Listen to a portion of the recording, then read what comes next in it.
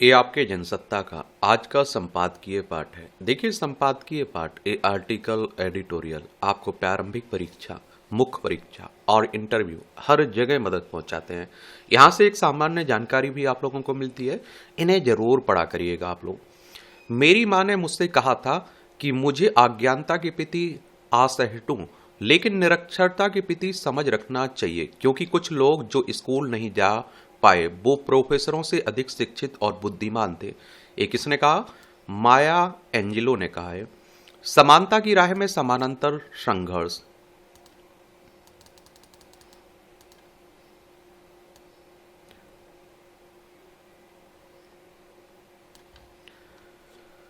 एक स्त्री सुबह उठती है, चूल्हा जलाती है, बच्चों को स्कूल भेजती है, खेत में काम करने निकलती है या फिर दफ्तर के लिए बस पकड़ती है, रात को लौटती है थकी हुई, चुप, और फिर सो जाती है। अगली सुबह के लिए उसके सपनों में एक सवाल बार बार दस्तक देता है, क्या मेरा जीवन सिर्फ इतना ही है?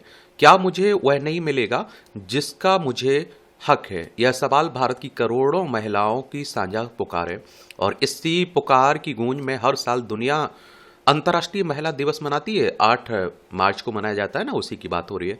लेकिन जब उत्सव का शोर थम जाता है तब भी स्त्री उसी देहरी पर खड़ी मिलती है, अधिकारों का बोझ सीने पर लिए, न्याय की प्रतीक्षा में। सवाल उठता है, क्या वाकई कुछ बदल रहा है या बस एक रस्म अदायगी बन गई है, और जिसमें नेता भाषण देते हैं, कंपनियां रंग बिरंगे विज्ञापन देती हैं, और शाम होते होते सब कुछ पहले जैसा हो जाता है। और इस वर्ष के महिला दिवस पर संयुक्त राष्ट्र का ध्येय वाक्य है, अधिकार, न्याय और कार्रवाई सभी महिलाओं लड़कियों के लिए। एक केवल 3 शब्द नहीं, एक आईना है जो हमें असलियत दिखाते हैं। और देखिए, संयुक्त राष्ट्र की बात करें तो यूनाइटेड नेशंस की बात हो रही। 24 अक्टूबर 1945 में स्थापना हुई थी। न्यूयॉर्क यूएसए में इसका हेडक्वार्टर देखने को मिलेगा। भारत का संविधान दुनिया के सबसे प्रगतिशील दस्तावेजों में गिना जाता है। अनुच्छेद 14 समानता का अधिकार देता है, और अनुच्छेद 15 लिंग के आधार पर भेदभाव को वर्जित करता है। अनुच्छेद 21 हर नागरिक को गरिमा के साथ जीने का हक देता है। हकीकत क्या है? जब एक पीड़िता थाने की सीढ़ियां चढ़ती है या फिर दहेज पीड़िता न्याय पाने के लिए गवाह ढूंढती है, एक कामकाजी स्त्री दफ्तर में उत्पीड़न की शिकायत करती है, तो उसे इन अनुच्छेदों की नहीं, जमीनी हकीकत की दीवार से टकराना पड़ता है। और यही दीवार सबसे ऊंची है। इस दीवार की ऊंचाई राष्ट्रीय अपराध रिकॉर्ड ब्यूरो के आंकड़े मापते हैं। देश में महिलाओं के विरुद्ध अपराधों में दोष सिद्धि की दर 30% से कम है। बलात्कार के मामलों में तो यह और भी कम है। थाने में प्राथमिकी दर्ज होने से लेकर अदालत में फैसला आने तक का सफर इतना लंबा है, थकाने वाला और कई बार अपमानजनक होता है कि अधिकांश पीड़ित महिलाएं बीच रास्ते में ही हार मान लेती हैं। गौरतलब है कि देश के उच्च न्यायालय और उच्चतम न्यायालय में महिला न्यायाधीशों की संख्या मात्र 14 से 17% के बीच है। जब न्याय देने की कुर्सी पर ही उनकी आवाज नहीं होगी तो न्याय की परिभाषा किस नजरिए से गढ़ी जाएगी? वहीं राष्ट्रीय परिवार स्वास्थ्य सर्वेक्षण के अनुसार भारत में 30% से अधिक विवाहित महिलाओं ने शारीरिक या फिर यौन हिंसा झेली है, और इनमें से बहुत कम पुलिस या किसी सरकारी संस्था के पास जाती हैं। कई जंजीरें हैं जो लोहे की नहीं, समाज की बनाई हुई है, जिन्हें तोड़ना कहीं ज्यादा मुश्किल होता है। सदियों से बनाई सोच को तोड़ने के लिए एक अलग किस्म का साहस चाहिए। यह हिंसा बच्ची के जन्म के बाद शुरू हो जाती है, और भारत के कई हिस्सों में आज भी बेटियों की शादी 18 वर्ष से पहले करा दी जाती है। और कल तक जो लड़की स्कूल की किताबें पढ़ती थी, अगली सुबह घर गृहस्थी की जिम्मेदारी उठाने लगती है, और उसका बचपन एक रात में खत्म हो जाता है, बिना उसकी मर्जी और उसके सपनों की परवाह किए। इसके अलावा दहेज का दानव खड़ा रहता है। कानूनन अपराध होते हुए भी दहेज सामाजिक परंपरा के नाम पर अब भी जारी है। हर साल कितनी ही महिलाएं इस आग में जलती हैं, और कुछ शाब्दिक रूप से, कुछ भीतर से चुपचाप। जब समाज ने घर और बाजार में स्त्री को असुरक्षित किया तो यह उम्मीद थी कि शायद डिजिटल दुनिया एक खुला आसमान होगी, मगर वहां भी वही पुरानी मानसिकता नए औजारों के साथ पहुंच गई। ऑनलाइन उत्पीड़न, अश्लील तस्वीरें, प्रचारित कर देने की धमकी, सोशल मीडिया के मंचों पर लगातार पीछा, ये सब महिलाओं को डिजिटल संसार से दूर धकेलने का काम कर रहे हैं, और इस संकट को कृत्रिम मेधा ने और विकराल बना दिया है। छद्म तकनीक से बनाए जा रहे नकली वीडियो और तस्वीरें महिलाओं की जिंदगी बर्बाद करने का सबसे ताजा और भयावह हथियार है। पीड़िता ना चाहते हुए भी एक ऐसी लड़ाई लड़ने पर मजबूर हो जाती है जिसे उसने शुरू ही नहीं की थी। और जिस रफ्तार से तकनीक बदल रही है उस रफ्तार से हमारी कानूनी व्यवस्था नहीं बदल रही है। इस अंतर की कीमत महिलाएं चुकाती हैं। दरअसल जो महिला आर्थिक रूप से किसी पर निर्भर है वह हिंसा, अन्याय, शोषण के सामने मजबूर हो जाती है। वह जानती है कि अगर घर छोड़ा तो जाएगी कहाँ, बच्चों को पालेंगी कैसे, और यही मजबूरी उस घर में रोक के रखती है जो कई बार उसके लिए कैद साबित होता है। भारत की महिला श्रम भागीदारी दर दुनिया के सबसे निचले पायदानों में से एक है। असुरक्षित परिवहन, कार्यस्थल पर उत्पीड़न, बच्चों की देखभाल के लिए सुविधाओं का अभाव, सब मिलकर उसे बाहर निकलने से रोकते हैं। कानून तो काफी है लेकिन कमी उनके ईमानदार क्रियान्वयन की है। हर थाने में महिला सहायता कक्ष हो तो जो वास्तव में काम करे, द्रुत न्यायालयों की संख्या बढ़े और महिलाओं के मामले तय समय सीमा में निपटे। और जब व्यवस्था की नींव मजबूत होगी तभी उस पर न्याय का महल खड़ा हो सकेगा। जब सोच बदलेगी तभी व्यवस्था सुधरेगी। सोच बदलती है शिक्षा से। स्कूल के पाठ्यक्रम में लड़के लड़कियों के लिए लैंगिक समानता, स्त्री सम्मान की शिक्षा अनिवार्य हो। बचपन से बेटों को यह सिखाया जाए कि स्त्री का सम्मान उनकी जिम्मेदारी है, कोई एहसान नहीं है। अज्ञानता उत्पीड़कों की सबसे बड़ी ताकत है और जागरूकता उनकी सबसे बड़ी कमजोरी है। शिक्षा से जागरूकता आएगी और जागरूकता से भागीदारी। इन सब से ऊपर जो बात है वह है घर की दहलीज से शुरू होने वाली मानसिकता। कानून ढांचा देते हैं और राजनीति रास्ता खोलती है, लेकिन असली बदलाव तब आता है जब सोच बदलती है। जब बेटी बचाओ का नारा केवल दीवारों पर नहीं दिलों में उतरेगा। जब किसी लड़की का आगे पढ़ना, नौकरी करना, अपनी पसंद से जीवन चुनना और इन सब पर समाज की नहीं उसकी अपनी मर्जी चलेगी। जब एक बच्ची के पैदा होते ही घर में वही रोशनी होगी जो बेटे के जन्म पर होती है, तब समझना चाहिए कि हम सब होने की राह पर चल पड़े हैं। विकसित भारत का सपना तब तक अधूरा है जब तक कि आधी आबादी न्याय और सम्मान के लिए संघर्ष करती रहेगी। कोई भी देश तब तक सही मायने में आगे नहीं बढ़ सकता जब तक कि उसकी बेटियां डर डर कर जी रही हों। कोई समाज तब तक सब नहीं कहा जा सकता है जब तक कि महिलाएं रात को अकेले बाहर निकलने में असुरक्षित महसूस करती हों। और देखिए महिलाओं के साथ तो भेदभाव आजकल देखने को मिल जाता है। और आप देखिए जन्म से पहले ही होने लगता है। आप देखिए आजकल इस तरह के चेकअप होने लगे ना कि लड़का लड़की मालूम चल जाता है कि पे गर्भ में लड़का है या लड़की है। अगर लड़की है तो उसे वहीं मरवा दिया जाता है। ये आजकल आप देखिए आम बात हो गई, देखने को मिल जाता है और कानूनी अपराध है लेकिन फिर भी हो रहे हैं। फिर आप देखते हैं कि अगर घर में कम दूध हो रहा है, कम खाने के लिए कुछ आ रहा है तो वो पहले लड़के को खिलाया जाता है, फिर आपने देखा होगा लड़कियों को दिया जाता है। और फिर पढ़ाई लिखाई की बात होती है तो अच्छे पैसे वाले हैं तो वो कह देते हैं चलिए ठीक है दोनों चले जाइए पढ़ने। वरना बाहर भेजने की पहले बात होती है, प्राथमिकता की बात होती है तो लड़के को भेजा जाता है, लड़की की पढ़ाई लिखाई रोक दी जाती है। और देखिए मैंने आप लोगों से हमेशा कहा है कि आधी आबादी महिलाओं की है और उन्हें पीछे रखकर आप तरक्की नहीं कर सकते हैं, आप आगे नहीं बढ़ सकते हैं। और मैं तो हर जगह कहते हैं कि उन्हें आधी हिस्सेदारी मिलनी चाहिए।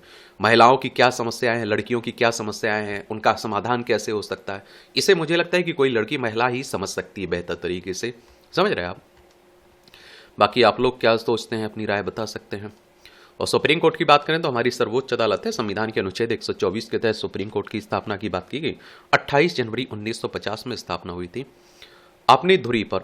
तो आप देखेंगे कि नई शुरुआत हम सभी को लुभाती है। फिर वह नई किताब हो या नया काम हो, डायरी या का नया पन्ना हो या हमारे जीवन का हर नया दिन, भले ही लंबे समय से हमारे लिए एक जैसा दृश्य स्थिर रूप से बना हुआ हो, पर नएपन की आहट भर से उम्मीद की एक झलक हम सब के मन को जगमग कर जाती है। हम जीवन के किसी भी पायदान पर हो, नई शुरुआत हम सभी की आंखों में संभावना बनकर एक जैसा मुस्कुराती है। अपने जीवन में नवीनता लाना, जोश और खुशियों से उसे भर देना, यह हम सबकी अपने प्रति बहुत बड़ी जिम्मेदारी है। नया होना स्वाभाविक प्रक्रिया है जो सामान्य रूप से हमारे जीवन में लगातार घटित होती रहती है। यह बताती है कि हम जीवित हैं, हम कल से आज बेहतर हैं, संशोधित हैं और कुशल हैं, संतुलित हैं। किसी भी नई शुरुआत के होने से पहले अल्प विराम का होना भी आवश्यक है। यह ठहराव हमें खुद के बारे में सोचने का समय देता है। अपने मन और जीवन को हम टटोल पाते हैं। यह ठहराव नए की नींव रखता है और जिसमें अपनी वर्तमान स्थिति का आकलन किया जाता है और उसके अच्छे पक्षों को ले लिया जाता है और कमजोर पक्षों को हटाकर उसे संशोधित किया जाता है। कुछ और उजले पक्ष उसमें जोड़ दिए जाते हैं और इस तरह नई शुरुआत जीवन को और सुंदर अर्थपूर्ण बना देती है। कई बार हम अपनी दैनिक जिम्मेदारियों में इतने व्यस्त हो जाते हैं कि हमारे पास इस तरह के ठहराव को अपने जीवन में सम्मिलित करने का ध्यान ही नहीं रहता। दिन, महीने और साल बदलते रहते हैं, हमारे आसपास का वातावरण और जीवन भी समय के साथ बदलता जाता है और यहाँ तक कि जिम्मेदारियों का भी स्वरूप बदल जाता है, पर हम एक चक्र में लगातार लंबे समय तक घूमते रहते हैं। फिर अचानक से सब कुछ थम जाता है। फिर जीवन के प्रति निरस्ता और खालीपन हम महसूस करने लगते हैं। हमारा मन और शरीर निष्क्रिय सा हो जाता है। सब कुछ सामान्य नजर आते हुए भी अचानक से आई इस गहरी उदासी का कारण हम और हमारे परिजन समझ नहीं पाते हैं। हम एक लंबी मानसिक और शारीरिक थकान से गुजर रहे होते हैं। अपनी खुशियां और सपनों को अपनी प्राथमिकता की सूची में लगातार पीछे धकेलते रहने से हमने अपनी व्यक्तिगत नवीनता की प्रक्रिया को बाधित कर दिया होता है और जिसके चलते हमारा मनोबल टूट जाता है और जीवन रुक सा जाता है। हालांकि जीवन को इस तरह के अवसाद से बचाने का स्थायी समाधान जिम्मेदारियों से बचने में नहीं और ना ही किसी तरह के जश्न, सैर सपाटे, दोस्तों और परिवार से जुड़े रहने से हम इस अवस्था से बच सकते हैं। यकीनन जीवन में इन सब का होना हमें स्वस्थ और खुश बनाए रखने में सहायक है, पर फिर सबके होते हुए भी हमारे मन की ओर उदासी क्यों घेर लेती है? अपने जीवन की कई समस्याओं के समाधान के लिए प्रकृति की ओर रुख करना हमेशा हितकर होता है। प्रकृति का संतुलन हमेशा से हमें चकित करता आया है। हम अपनी धरती से ही प्रेरणा ले सकते हैं और जिसकी संतुलित चाल से हमारा जीवन संभव है। हम सभी जानते हैं कि धरती सूरज के चारों ओर लगातार चक्कर लगाती है। इसी वजह से दिन और रात का चक्र चलता है, मौसम बदलते हैं, जीवन संभव होता है। और जिस तरह हम भी लगातार दूसरों की, अपनों की जरूरतों का ख्याल रखते हैं और जिसके कारण हमें प्रेम, गर्माहट, आत्मीयता मिलती है, खुशियां मिलती हैं, जीवन को अर्थ मिलता है। गौर करने की बात है कि धरती सूरज के चारों ओर चक्कर लगाते समय खुद की धुरी पर भी लगातार घूम रही होती है। अगर वह अपनी धुरी पर घूमना बंद कर दे तो जीवन ही असंभव हो जाएगा। अपने जीवन में हमें कई सारी परिस्थितियों, विचारों और अपनी दिनचर्या में संतुलन साधने की जरूरत होती है। लगातार सक्रिय बने रहते हुए, कई सारी जिम्मेदारियों को निभाते हुए, सबके प्रिय व्यक्ति होते हुए भी अगर कभी उदासी घेर ले तो समझ लेना चाहिए कि कहीं ना कहीं संतुलन बिगड़ रहा है। अपनों का ख्याल रखते हुए खुद की जरूरतों का भी ध्यान रखकर संतुलन स्थापित करना बेहद आवश्यक है। हमारे जीवन के केंद्र में हर हाल में बिना अपराध बोध के हम अपने आप को रख सकते हैं। हमारी व्यक्तिगत उपलब्धियां, खुशियां, हमारा रास्ता, दिशा, लक्ष्य दूसरों से पृथक हो, यह संभव नहीं है और स्वाभाविक भी। मानसिक स्वावलंबन इसी तरह संभव हो सकता है जो कि हमें स्वस्थ, मजबूत और संतुलित इंसान बनाता है। जीवन में हमारा अपना एक छोटा सा घेरा जरूर होना चाहिए और जिसके भीतर हमने अपनी छोटी सी दुनिया बसाई हुई हो और जिसकी खुशियां, संतुष्टि किसी और पर बिल्कुल भी निर्भर नहीं करती हो। यह वह कोना हो जो वास्तव में हमारा घर हो, जिसमें हम खुद को सुरक्षित और खुश महसूस कर सकें। किसी भी तरह की परेशानी में भी यहाँ हमें आराम मिल सके, हम फिर से तारोताजा हो सकें, वापस लौट सकें और उन जिम्मेदारियों की ओर जो हमारे जीवन का अभिन्न हिस्सा है और जिनके होने से हमें गर्माहट और प्रेम मिलता है और हमारे जीवन को अर्थ मिलता है। जीवन का असली सुख सबको साथ लेकर चलने में जरूर है, पर जीवन संभव ही तब है जब हम अपनी धुरी पर घूमना कभी ना भूलें। बताइए, अच्छा कॉलम लिखा जाता है। ये आप देखिए टिप्पणियाँ रहती हैं। इसकी पीडीएफ आपको एजुकेशन सर्कल प्लेटफॉर्म में ना वहाँ डाल दी जाती है, तो वहाँ से जाकर आप लोग डाउनलोड कर सकते हैं, पढ़ सकते हैं। शांति की खातिर इस समय आप देख रहे हैं कि दुनिया भर में युद्ध चल रहा है। ये हमारी प्यारी पृथ्वी है, ये हमारा प्यारा भारत है, ये रूस यूक्रेन में चल ही रहा है। ये रूस है, यूक्रेन है, ये ईरान है, तेहरान इसकी राजधानी देखने को मिल जाएगी। इसमें भी युद्ध चल रहा है। इजराइल और अमेरिका ने हमला किया ना ईरान पर। और ये आप देखेंगे अब ये आपको फारस की खाड़ी देखने को मिल जाएगा, ये ओमान की खाड़ी है। यहाँ हॉर्मुज जलडमरूट देखने को मिल जाएगी, ये है स्ट्रेट ऑफ हॉर्मुज। ये आप देखें लेंगे, यहाँ आप लोगों को क्या देखने को मिल जाएगा, ये लाल सागर है, ये इजराइल है, ये भूमध्य सागर है। ये सब याद रखिएगा, खूब चर्चा हो रही है इनकी।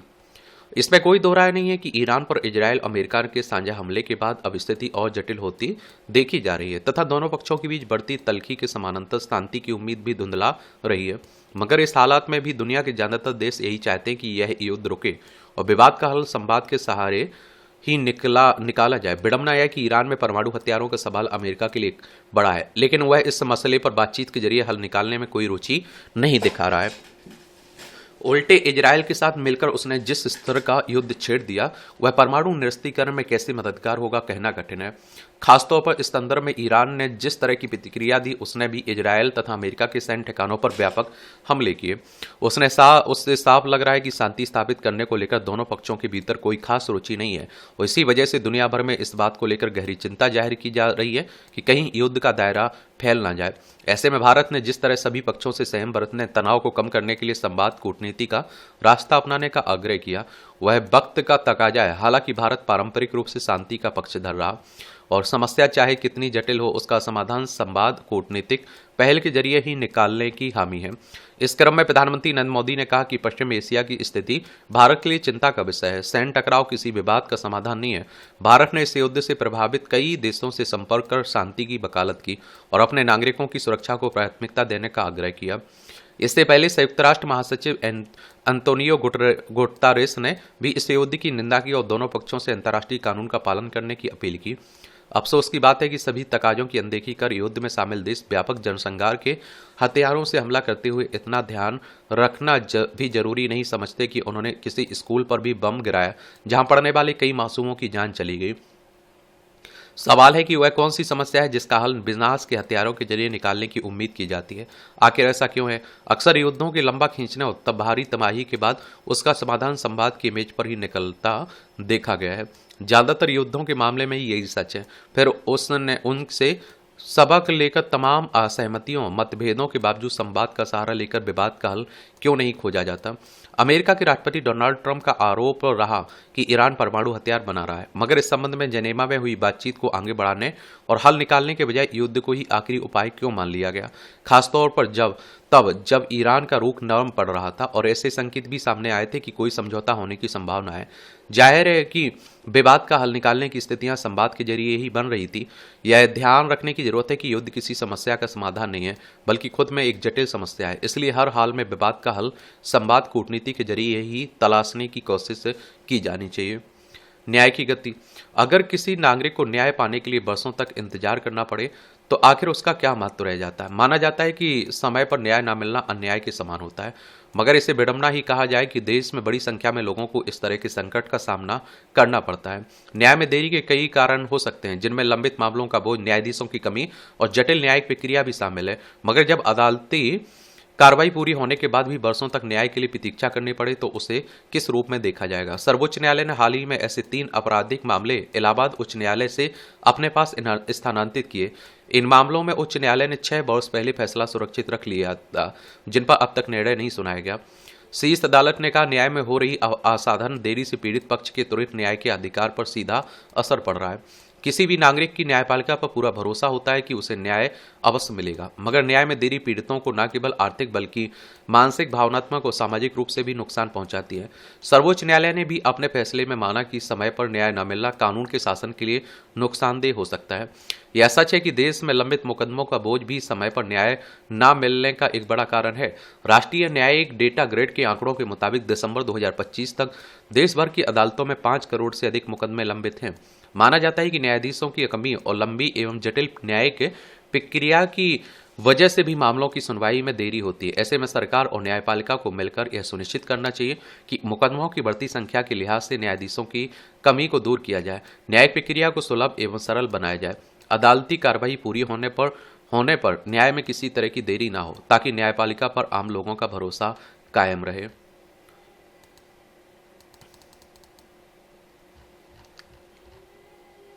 और इस तरह से आप देखेंगे कि आज के संपादकीय पाठ की कहानी कवर होती है। आप लोग पढ़ते रहिए, एंजॉय करते रहिए। आपका कोई सवाल हो, मेरे लिए सुझाव हो तो जरूर बता सकते हैं। धन्यवाद।